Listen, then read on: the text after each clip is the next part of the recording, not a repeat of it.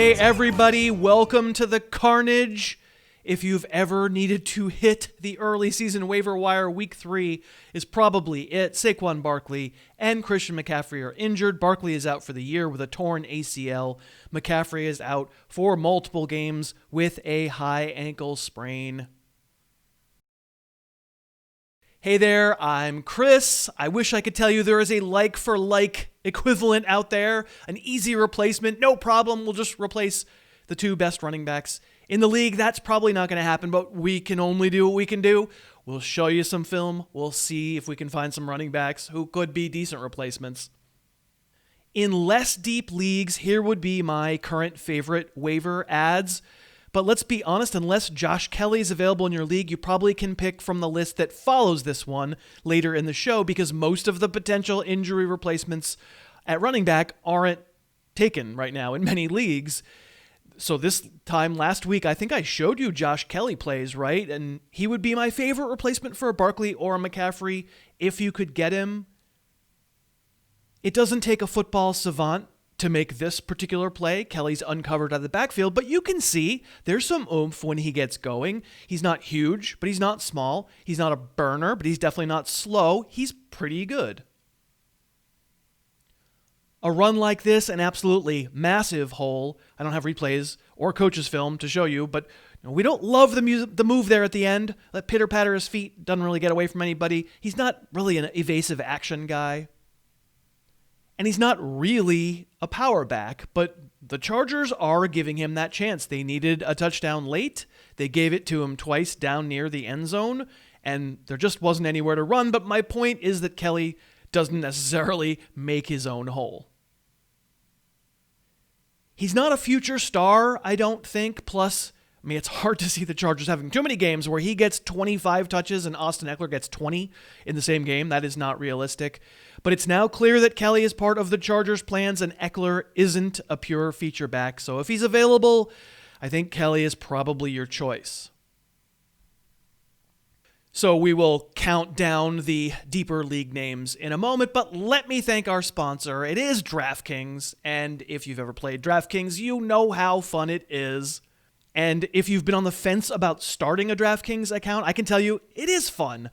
Even if your season-long team gets crushed by injury, there's always DraftKings, where you're picking a new team under the salary cap any week that you want to play. And if you'd like to get your feet wet playing in our contest, we run one for viewers of this channel and listeners of my podcast every week. It's $5 to enter. It's darn fun. We'll put the Week 3 DraftKings contest link in the show notes below.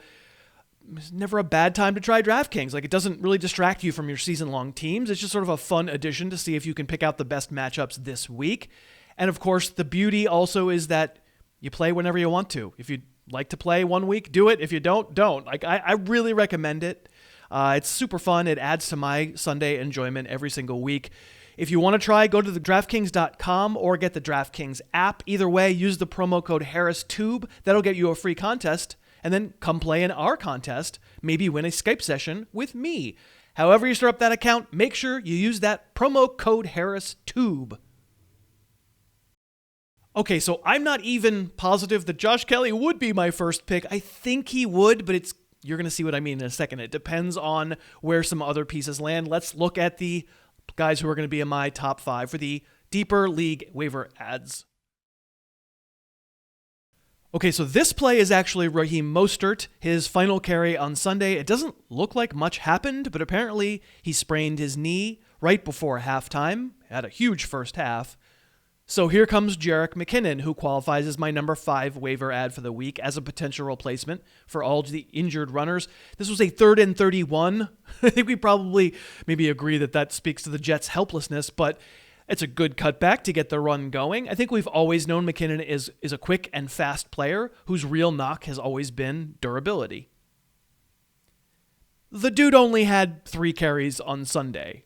I'm doing a good deal of short-term dot connecting here, but you can see it here again. You can see number 46 here, linebacker Neville Hewitt.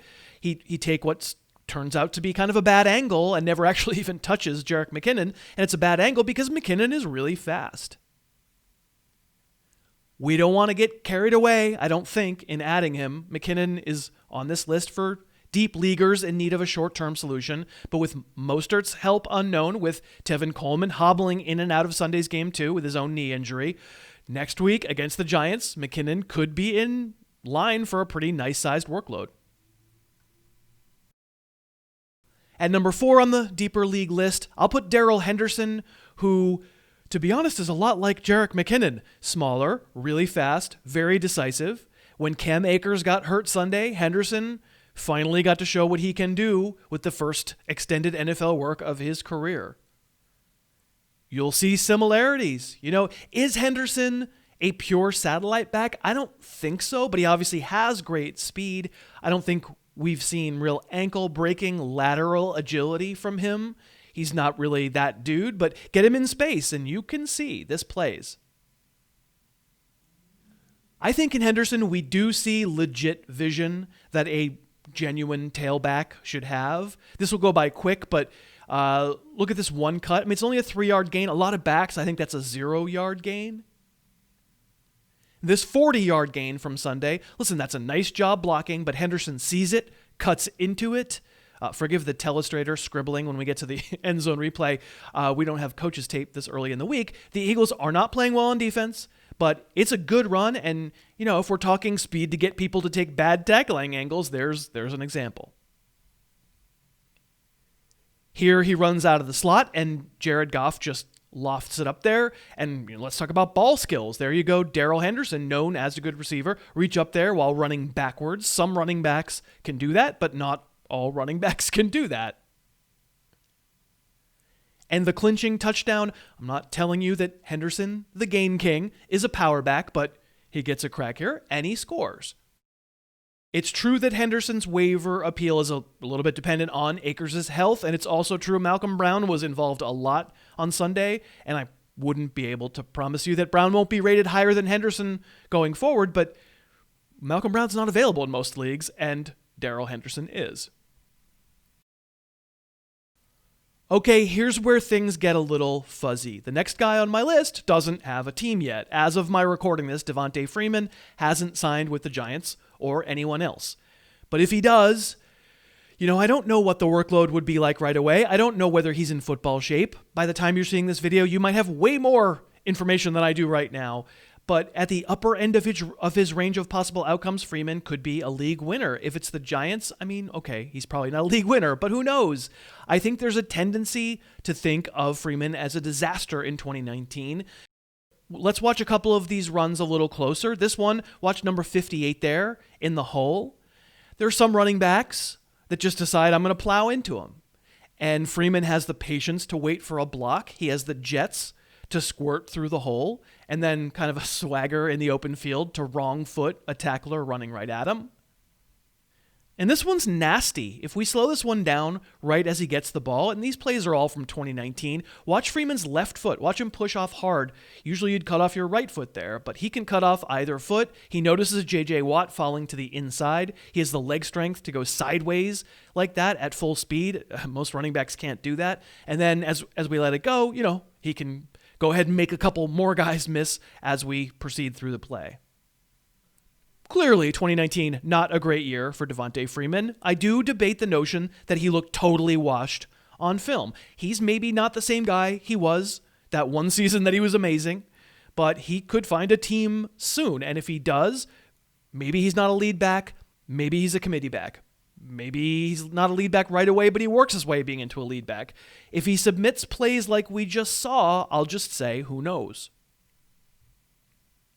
Okay, number 2 for now on the list is Mike Davis of the Panthers, who looks like the McCaffrey fill-in for a few weeks or a month or more. Davis didn't do a ton on Sunday, but you can see the receiving skills that I've always liked. And that really has always been Mike Davis's appeal as he has bounced around the league. Here's this little bowling ball of a guy, 5'9", 220, who actually catches it really well and occasionally runs over tacklers because he brings a little bit of a hammer. Hey, there was a time back among some Seattle carnage among running backs when Davis became a viable flex play for a little while there. 2018, I believe it was, because he really does move well for having some pretty good strength. You can see that his break to the outside, it's not an elite move, right? He doesn't have elite change of direction, but it's not sluggish either. This long run, also against Arizona, you can see him kind of take the great circle route. And listen, those cuts, again, are not jaw-dropping elite. They're not McCaffrey, but it's better than your standard 220-pound thumper who doesn't even try to cut. We'll see if Carolina signs someone else. They hadn't, again, as of my recording this. And if they don't, Davis obviously can't get near McCaffrey's elite fantasy status, but I think he works himself into flex talk. Number 1 on this list for now, Dion Lewis, because without knowing whether Freeman signed, I just don't know. And honestly, even if Freeman signs to help replace Saquon Barkley, we don't know. So many variables and unknowns. I think in a vacuum, if I knew Freeman was in shape, I think I would like him a little more than Lewis. But, who knows about the conditioning and playbook knowledge? All we know for sure is that Sunday after Saquon's injury, Lewis was the only running back who touched it. He didn't have a lot of success, but he did score a touchdown. Wayne Gallman is still on that roster. But I'll talk about it. What do we remember about Dion Lewis from younger days? There was a time, right? There was a time when Lewis played for a much better team and was forced into action because the other option was like Mike Gillislee. And he was really good. I don't know any more than you do about what the Giants' plans will be post-Saquon. I don't think Lewis was ever quite Devonta Freeman's equivalent when both were at their full strength, but I don't know that either one is at their full strength. I sure don't know Freeman is, and I don't even know Freeman's going to be a Giant. But that's where we land provisionally. I hope you get more definite news by the time you have to make a waiver claim. It would be hard to spend all my fab budget on anyone here with such uncertainty surrounding them. If and when Freeman signs, I don't know. Josh Kelley's not on this list because he's more owned, but I think Freeman and Kelley would be in the same conversation. We just don't know anything about usage. We did just from other names like Myles Gaskin. We did film on him on the channel last week. He's in the conversation. If you're looking for a receiver, because we didn't even mention Cortland Sutton being out for the year, Robby Anderson and Corey Davis, we already showed you on the shallower leagues. Maybe KJ Hamler, maybe Michael Pittman in deeper leagues. Yeah, so there you have it. It is a week of incredible carnage and a lot of uncertainty about replacing them. I'd be a little scared to use all of my fab budget, but I wouldn't be that scared to take a shot on a top waiver claim because at some point, hopefully we just guess right. It is some guessing, but hopefully seeing some of this film has helped you understand a little bit more about what these players are. If any of them have that kind of early down, short yardage appeal, it's probably Josh Kelley. Did I mention I don't know? The answer is I don't know. Tell me what you think down in the comments. I'd like to hear it. I would love it if you would like this video. I would love it if you would subscribe to this channel. Talk to you on the podcast. See you next time over here too. Thanks so much for watching. Please, please, please smash that like button. Write a comment. Tell us who else you'd like to see us review film on. And of course, best of all, please subscribe to our channel and then click that little bell above the subscribe button and you'll be notified whenever we post a new video.